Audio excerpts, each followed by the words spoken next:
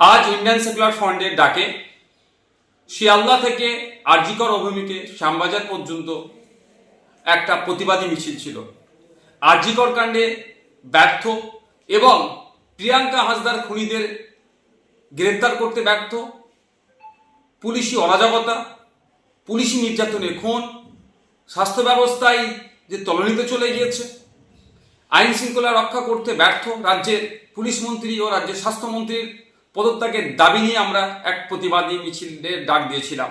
কিন্তু সকাল থেকে যেভাবে মুষলধারে কলকাতা শহর এবং শহরের আশপাশে বিভিন্ন জেলাতে বৃষ্টি হচ্ছে, ফলে যোগাযোগ ব্যবস্থা থেকে শুরু করে ট্রেনের যাতায়াতে সমস্যা হয়ে উঠছে, আমরা রাজ্য কমিটির পক্ষ থেকে আমরা বিবেচনা করলাম এই প্রাকৃতিক দুর্যোগের কারণে আমরা আমাদের এই আজকের শিয়ালদা থেকে আরজিকর অভিমুখে যে প্রতিবাদী মিছিলটা ছিল সেটাকে আমরা স্থগিত করলাম।